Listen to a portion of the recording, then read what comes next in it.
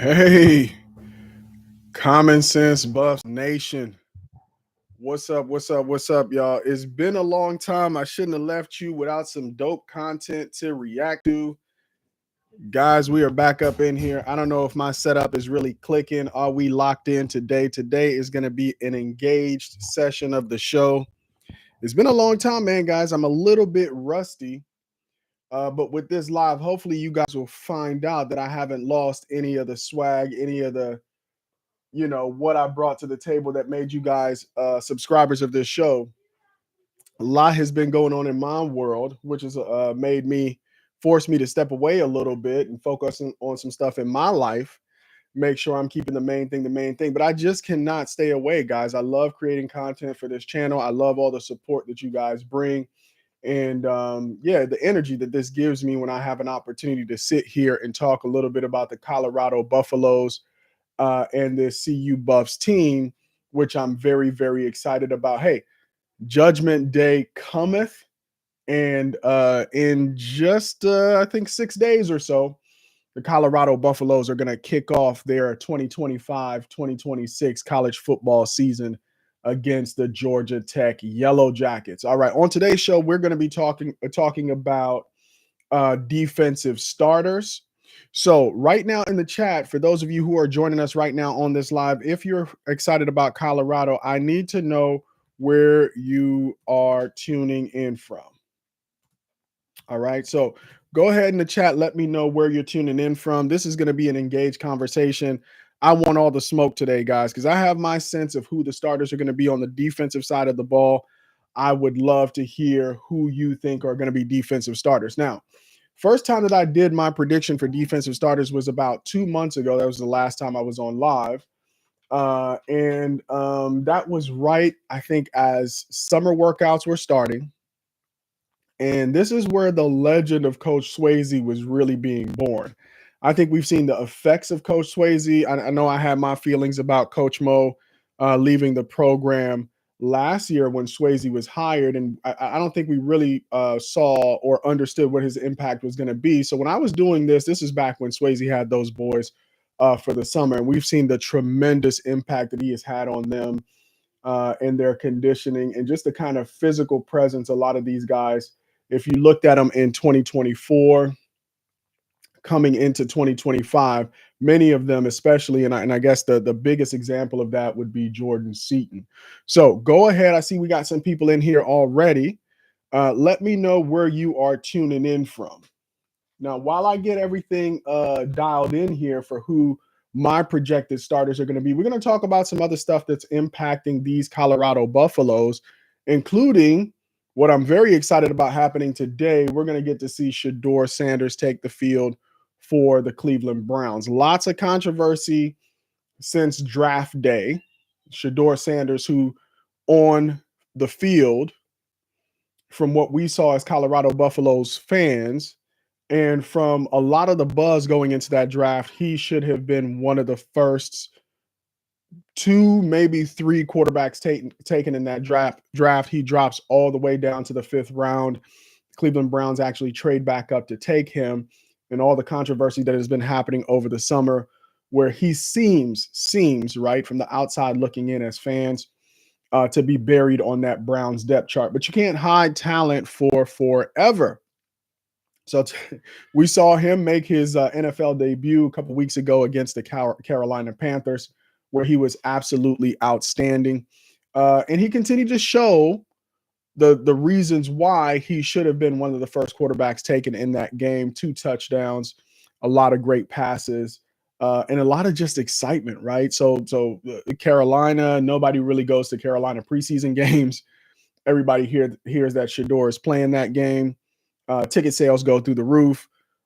It's, Jamie Foxx is tuning in and giving commentary. All the superstars are tuning in and giving commentary. You cannot hide this story, right? Maybe you could do that to other 5th round picks, but you simply cannot do this to Shedeur Sanders, especially because of the brand that he's built, who his dad is, what he did at Colorado, and just the public interest in this young man's story, and the desire that everybody who knows and feels like he was done wrong in the draft wants the kind of success they want him to have. So if you're out there, man, we got to give the algorithm something to get excited about so they can tell the other 412 subscribers of this channel we got something going on. Even though it's a surprise, it wasn't expected. You guys don't expect to see me every week. I'm trying to be more consistent about that, and we're kicking it off this week. So go ahead and give me a like. If you're watching this and you're not subscribed, please go ahead and subscribe. Let's get the algorithm excited so we can get more people in here. So in the chat, since I don't have people right now commenting on where they're tuning in from, what are you most excited about Shedeur Sanders being able to take the field today? I know currently he's listed as the number 3 quarterback on that depth chart. So they're going to go ahead and start Joe Flacco today. Joe Flacco, the Grizzly veteran Super Bowl winner with the Baltimore Ravens. But it's been a while now. So they got a 40-year-old starting quarterback in Cleveland. I live here in the state of Ohio. So all we can talk about is this Cleveland Browns quarterback controversy. But they're going to be starting Joe Flacco today. So according to the head coach, Kevin Stefanski, they're going to play Joe Flacco today about 25 offensive snaps. We don't know what kind of snaps Joe Flacco is going to be getting today, but this is the last preseason game. So essentially, this is supposed to be a tune-up game with the ones. Joe Flacco is going to be running with the ones, maybe not all the ones, but he's going to get probably the starting offensive line.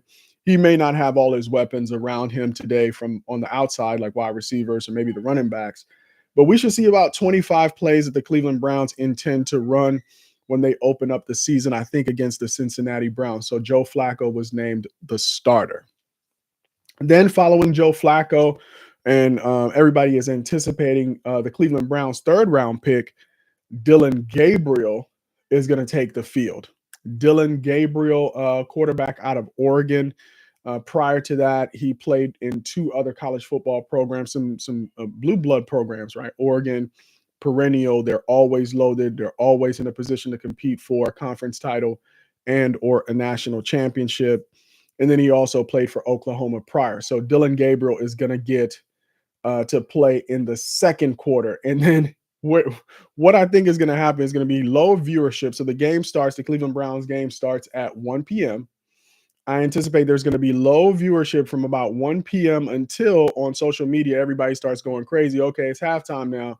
Shedeur is about to go in the game. So I anticipate probably seeing Shedeur in the 3rd quarter.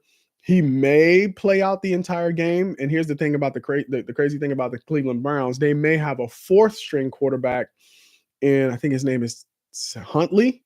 I can't think of his first name right now, who might play the 4th quarter. So we're going to see some quarterbacking action from Shedeur. Because I'm here in Ohio, most of my attention has been focused on Shedeur's controversy up in Cleveland. Are you guys out there following any other CU Buffs players? I've been locked in on Shedeur's situation. So if you guys are following any other CU Buffs and they've been playing well, they've been getting some shine. I know I saw some things about Jimmy Horn earlier and how he's doing. I know with the Cardinals, Xavier Weaver pops up every once in a while. I know BJ Green is doing really well with the Jaguars. Any Travis Hunter updates out there, guys? Do you guys have any Travis Hunter updates for me? How has Travis been playing in preseason? What are you looking forward to seeing from Travis in this upcoming season? All right, guys. So that's a little bit of preamble. And we're going to get into the main subject, which is the Colorado Buffaloes kick off their 2025 season in just 6 days. Are you guys excited to see this version of the Colorado Buffaloes team take the field? Let me know if you're excited about the prospect of watching these guys play. I mean, it feels like it's been forever, right, since we've seen this team on the field. And this is a much different team. This is not the Colorado Buffaloes of 2023 when 2023 when Prime first took over and he brought in his Louis luggage, right? Many, if not all of those guys, except a few, have left, right? I think maybe Isaiah Harge, maybe Omarion Miller. You guys name them in the chat. If you remember guys from that original team, maybe Arden Walker, maybe Amari McNeil. I'm not sure. right? I don't have all of that off the top of my head. In fact, I can probably fact check myself here and see who's still around from that 2023 team. So they got a couple players that have kind of stuck in there and been there. Oh, the OBs, the original Buffs. I think the governor, I can't think of his real name, has been there the entire time. I think Ben Finiseth as well has been there the entire time. But the new face of college football is that these players are going to rotate. They are going to change over time. Actually, let me drop that question in the chat. Who are the remaining? See if you know your CU Buffs trivia. Who are the remaining CU Buffs from the 2023 season? Let's see how many you guys can name. So I just dropped it in the chat. Let's get engaged in the chat. And I want the smoke, right? So give me your ideas, the things that are pressing for you, what you want to talk about. We're here to cover it all once a week, every week. We're also going to be coming with live game commentary. So a little bit of a tailgate next Friday for the kickoff of that game. So I'm very, very excited about that. All right. So the team has changed, right? It's not the 2023 team. It's certainly not the 2024 team, because we know we had Travis Hunter on 2024. We had Shedeur Sanders. Both of those young men are now in the NFL. We also had some great wide receivers. So we had Will Shepherd, NFL, LaJohntay Wester, NFL, Jimmy Horn, NFL. Oh my gosh, why am I forgetting? I know we had a fourth wide receiver. Yeah, Travis Hunter, Jimmy Horn, Will Shepherd, and LaJohntay Wester. All of them doing very, very well in the NFL. Then we also lost Cameron Simon-Craig, who's now playing for the Jaguars. We lost BJ Green, who is now playing for the Jaguars as well. We also lost the block bully, right, who was a anchor in the middle of that defense. But we're going to talk about defense today. And I'm going to pull up my starters on the defensive side of the ball, because I think for Colorado to be successful, there's the old saying that says, offense wins games, defense wins championships. And I think Coach Prime is squarely looking at a Big 12 championship berth for the first time in his career. He's been hitting milestones that you would love to see for somebody who's turning around a 1-11 program. So first of all, came in, they were 1-11. Then they went 4-8 in what was a disappointing season. I'm not trying to say their intention was to go 4-8. I think the way that season started, I think they were 3-0. They beat TCU, they beat Nebraska, they beat one other team, and then they ran into Oregon, and that was a bloodbath. And then after Oregon, I think they let a game slip, and then the whole season went downhill, which was that Stanford game. If you've been following this team for the entirety of Prime's tenure there, you know that Stanford game was a turning point in that season, and then things just kind of went downhill. They didn't win another game for the rest of the season. Or maybe they won a game really, really late in the season. And then comes 2024. Again, everybody was criticizing Prime in 2023 for bringing in so many transfers. Now everybody's bringing in transfers. It's not a problem, right? 2024, he brings in a lot of guys. They go from a 4-8 team to a 9-4 team with the bowl loss. I think 9-4 is what their record was that they ended last year with. So not only are they a team that's actually turning around and hitting milestones, going to a bowl game last year, even though that bowl game was very disappointing against BYU, Prime has been delivering on his promises of turning this program around. So you would expect in a year where you lose a Shedeur Sanders, you lose a Travis Hunter, that you wouldn't necessarily be setting expectations even higher. But that's exactly what Prime and these Colorado Buffaloes are doing in 2025. They're going beyond just a bowl berth, which in college football is a minimum of 6 wins. They're really looking now of taking the next step in this program and going to a championship, a conference championship game in the Big 12. So in the chat, guys, let's get this chat going. Let's get the likes going. Let's get the subs going so that the algorithm can push this out to more people. Do you think the CU Buffs will make it to the Big 12 championship? I would love to hear from you. It's much more fun if you get involved. Don't be embarrassed. Go ahead and type your response in the chat, and let's get busy. All right. Before we get into defensive starters, which is going to be the bulk of my time, how how the bulk of my time is spent, I am going to do some quick shout outs here of some subscribers. So this channel wouldn't be what it is without you. So some new subscribers here. We're now at 412 subscribers, on our way to 1,000. Mr. Marion Warren, Frederick Barthel, Nikki Henry, Mark Barr, Vic, Taylor Ferguson, Shadow Girl, C. Bernard Guyton, James McGregor, CB, Lamond Hunter, and then Mr. Sean Rayford. Mr. Sean Rayford, who is a saxophonist. Man, I needed some intro music. So Sean Rayford, if you're out there, maybe you could play me some smooth jazz or something as I do my intro. All right, guys. So I think the Colorado Buffaloes have a legitimate chance, even though they have a brand new roster, of making it to the Big 12 championship this year. And I think a big part of that is going to be Rob Livingston's defense playing in the Big 12, where they're going to need to be able to stop the run. So let me see if I could do a quick flashback to my prediction for defensive starters. And then I think I have a few updates, but listen, I don't think I did a bad job with calling the starting 11 that are going to take the field against Georgia Tech in just 6 days. Take a look at this. All right.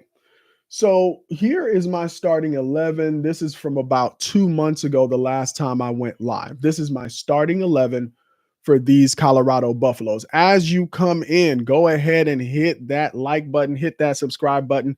Let's bring this Common Sense Buffs family back together as we get these live sessions going again on this Saturday. All right. So this is my starting 11 from 2 months ago. So defensive end, Arden Walker. And I really think Arden Walker is an anchor player on this defense in terms of he's been here since the very beginning. His father played for Colorado, I believe. And he does two things really well. Arden Walker gets after the quarterback. I think he was the team leader in sacks last year. And he's able to establish an edge as a defensive end and is one of the best players in the run game. So you get a 2-for-1 with Arden Walker. He's going to play the run, and he's going to be able to pressure the quarterback and get you some sacks. Arden Walker is not only playing to have a good college football season. Arden Walker is really, in my personal opinion, has NFL aspirations.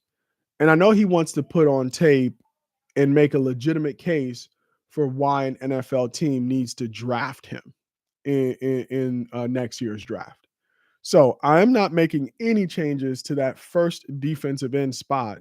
I think Arden Walker has solidified that he is going to be a starter in Rob Livingston's defense. Now, I had a Jaheim Otis 2 months ago as one of my starting defensive tackles. That is going to be my first change on this list. I no longer think that when they run out there for the first play against Georgia Tech, first defensive series, that Jaheim Otis will be one of the starting tackles.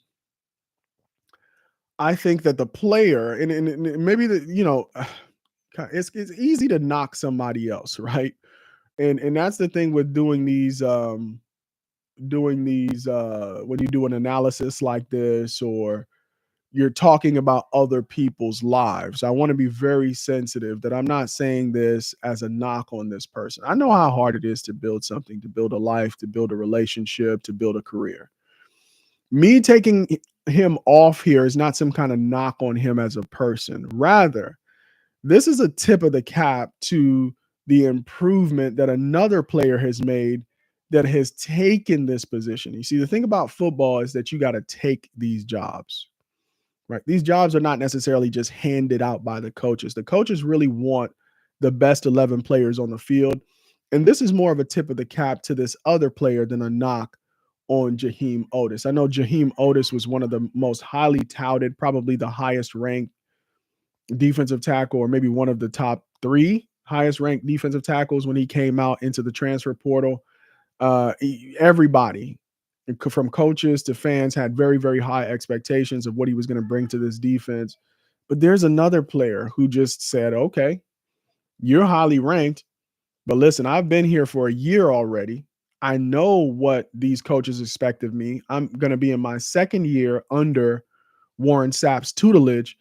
And I think I'm not about to sit, right? I'm about to start. And so that person who has impressed me really and has really impressed Warren Sapp is none other than Mr. Anquan Barnes.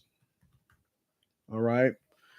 Former transferred to Colorado in 2024 from Alabama.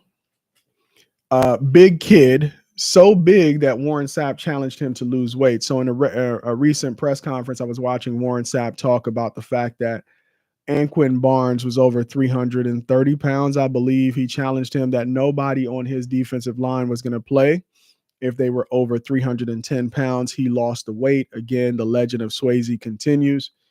And now he is my starting defensive tackle. I think he wears number 92. He's somebody that I'm going to be watching because essentially he needs to be that guy who eats up 2 blocks on every single play, right? So you got Arden Walker, who's going to be working against their tackle. But then you need Anquan Barnes to be so disruptive that he's eating up 2 blocks every single play, meaning the offensive coordinator, the center, the quarterback needs to always shift protection to make sure they're putting a guard and a center or a guard and a tackle on Anquan Barnes. That's essentially what you want in an Anquan Barnes. And I think that's what this team had to an extent in the block bully. So guys, maybe this is my first controversial change here on my initial 11 from 2.5 months ago. Go ahead in the chat and let me know if you think I am right about switching out Jaheim Otis for Anquan Barnes as the starting defensive tackle.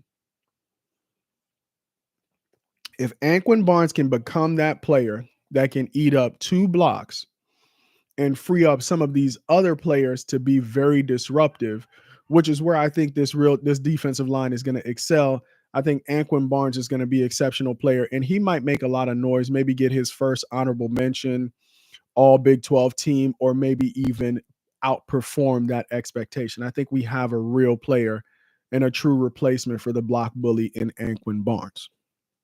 All right, now playing opposite Anquan Barnes, I am not going to make a change because I am fully sold on Amari McNeil. Amari McNeil is going to benefit tremendously from Anquan Barnes being the type of defensive tackle that you have to block him with 2 people. He's just going to be this big disruptive force in the middle causing havoc, which is going to free Amari McNeil to be what he can be when he is at his best, which is he's unblockable if you just have one guy on him, right? And he's going to play in the backfield.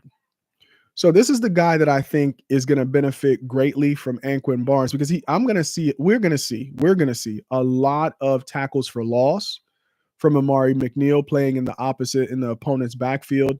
And we absolutely need to see that against Georgia Tech. If you guys have not watched Georgia Tech, go back and watch some Georgia Tech games, especially the game that they played against Florida State last year. Georgia Tech is going to run the ball. I mean, there's no secret, right? It's like the equivalent of playing CU last year. They're going to throw the ball. It's the same thing with Georgia Tech. And what Georgia Tech wants to do is they not only want to run the ball, they want to control the clock. And if there's a team that's similar to Georgia Tech that CU played last year, for reference, it would be North Dakota State. They're running counters and traps. They're trying to confuse you, right? Who has the ball?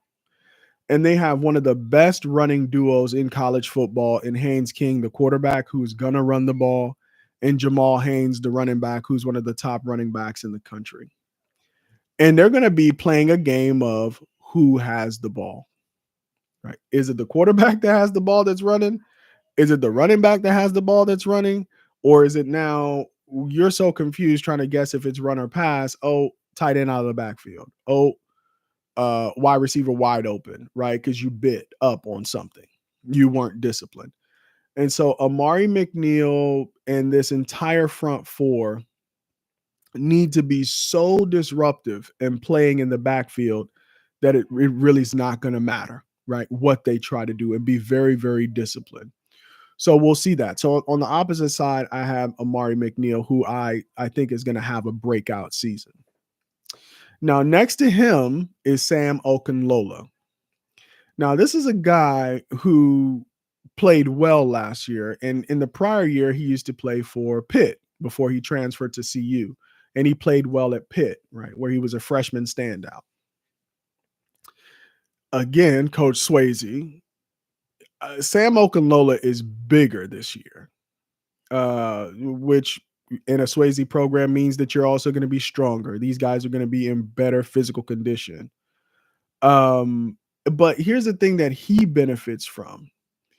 He gets to go against Jordan Seaton every day, who's one of the best, offensive tackles in the country.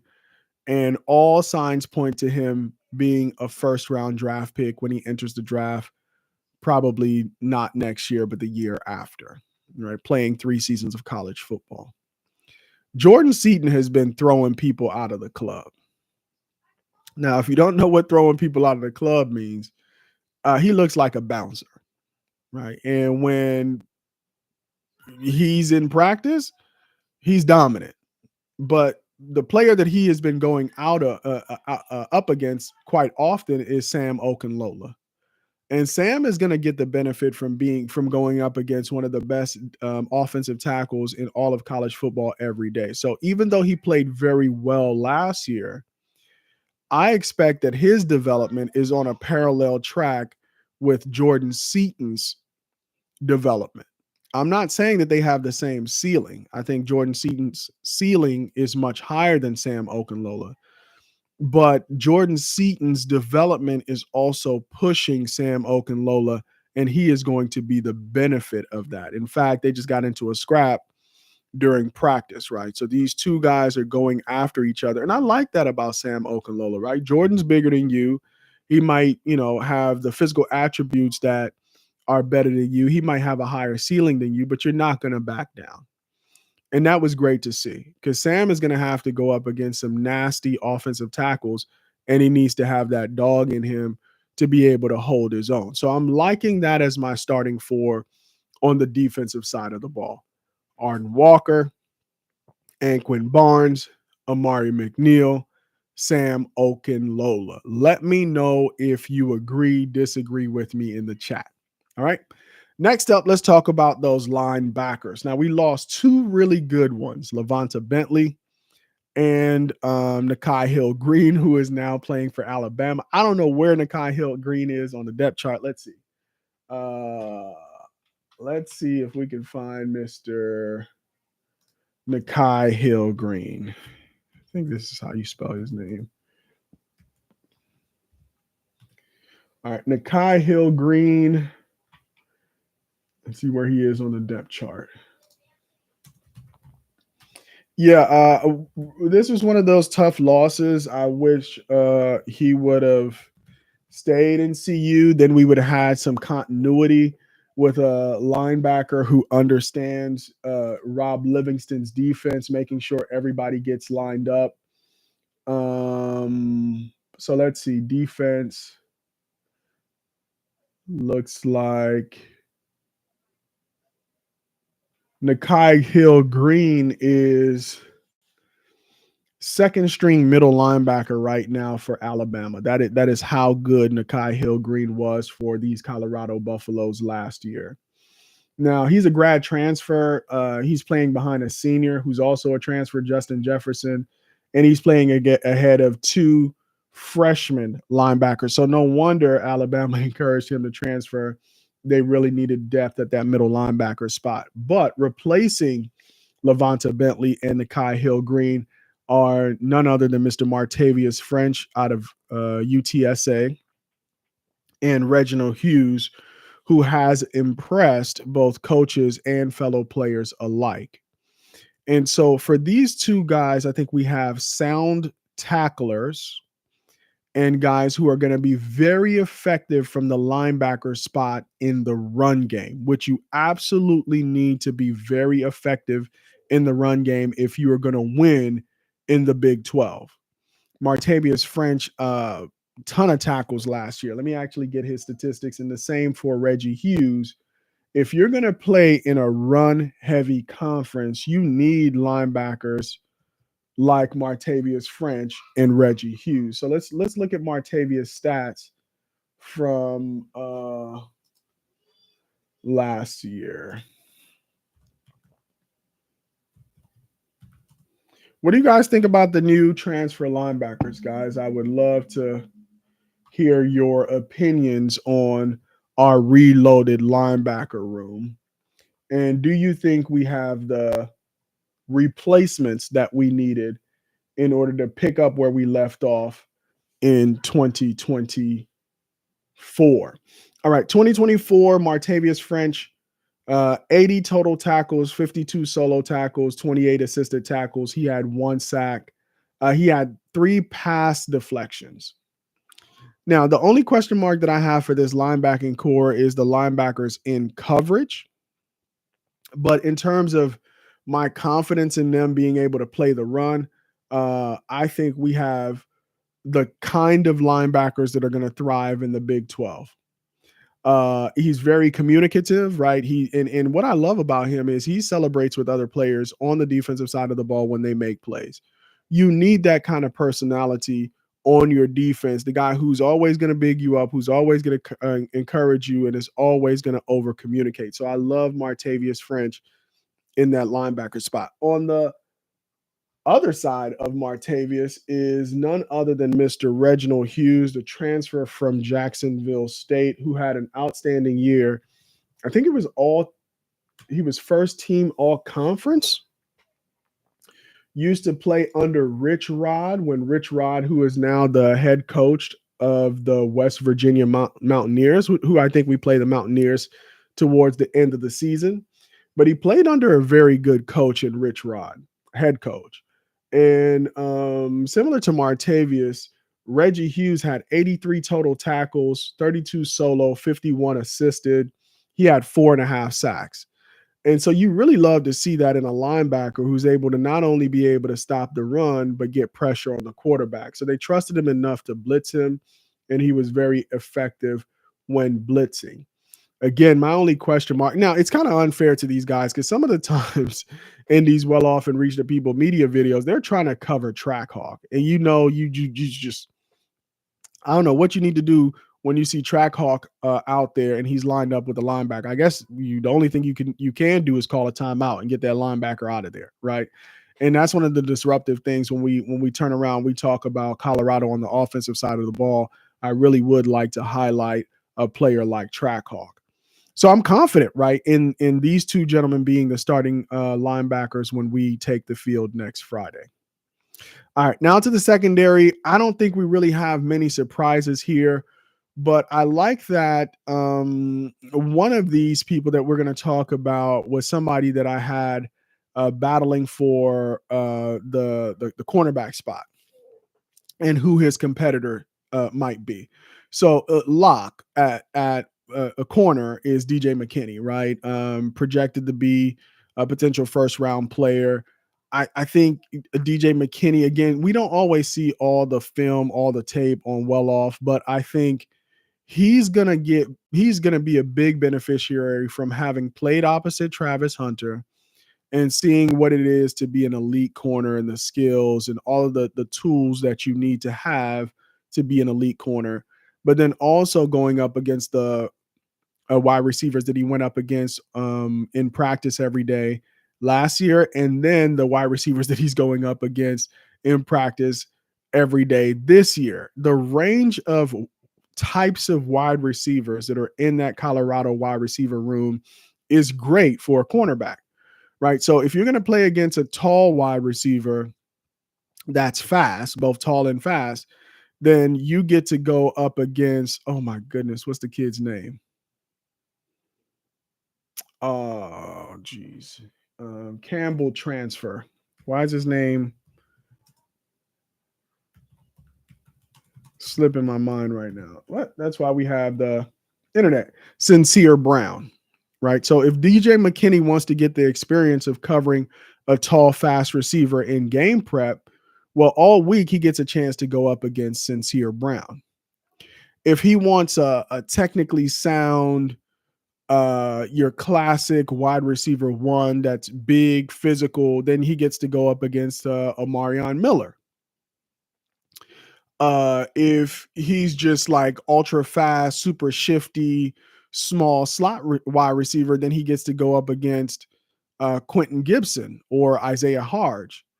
And so one of the great things about being on the Colorado defense in the secondary is that you get every variety of wide receiver that you're going to face during the season, an opportunity to play against them when you practice every single day.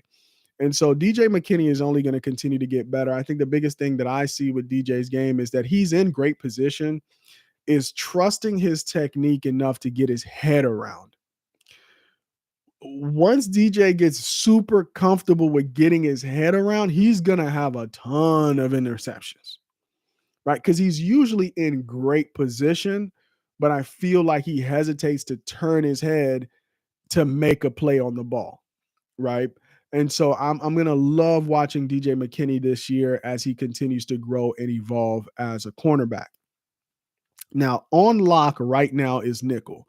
This has probably been the best coverage guy in my personal opinion. So all around in terms of physical tools, upside, etc., that's DJ McKinney. I think that's why he gets all the buzz. But in terms of a guy that I know I would put in coverage and what I've seen from him in coverage in practice, I think the guy who's taken the biggest step forward is Preston Hodge. For many reasons, but one of the reasons that Coach Prime usually harps on, which is, hey, man, you have a family, you got to figure out how to feed your family. Preston Hodge is in his last year, and I think he got this additional year of eligibility because of some rulings, right? I forget the name of the ruling, but he actually got blessed with another year. What Coach Prime said, or at least what I'm inferring, but I think he did say this, is that Preston is playing with a different level of hunger. He's not thinking about last year. He's not thinking about next year. He's thinking about now. And I think the guy who everybody watching on tape is going to be most impressed with in coverage is going to be Preston Hodge this season. He got beat a couple of times on some big plays last year, and then he got hurt as well. I don't think that that's going to happen to Preston Hodge this year. I think he's going to be one of those lockdown guys for us in the slot, and we're going to see some tremendous improvement in Preston Hodge's game this year. Tawfiq Byard. Now, when I play ball, of everybody of every style of play, Tawfiq Byard's style of play most mirror the way how I aspired to play football, which was well studied, being able to look at an offense's tendencies, have a good beat on what's going to happen, and play the game so fast that it feels like you're always guessing what the offense is doing and you're doing it correctly, and you're stopping the play before the play can even get started. That's what we have in transfer safety Tawfiq Byard.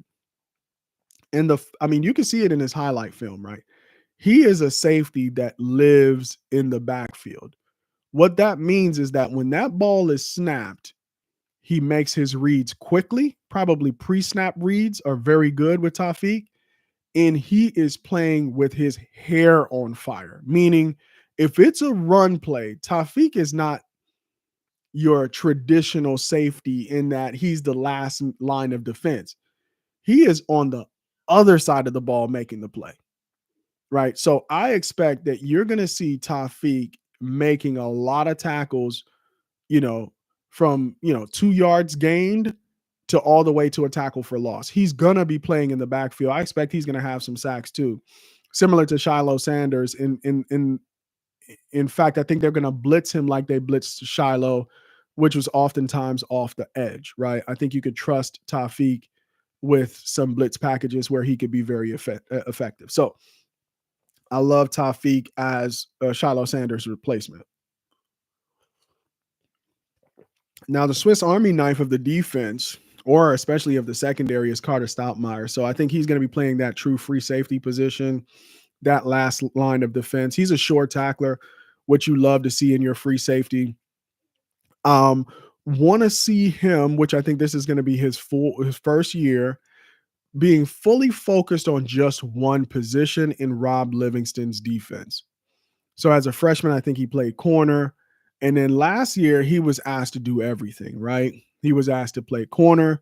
He was asked to play nickel. He was asked to play safety. So when Preston Hodge went down, Carter Stoutmeyer was the nickel. When Shiloh Sanders went down, Preston Hodge was a free safety. And I remember calls last year when Shiloh was out that Carter was playing so well that people just wanted him to stay and play safety. But that's CU fans, right? We're up and down. We'll love you, then we hate you, then we love you again. So Carter Stoutmeyer is one of those players where, because he has done what the team has needed him to do and been willing to do that at the drop of a hat, he really hasn't had an opportunity to settle into his position, which I think his true position is free safety.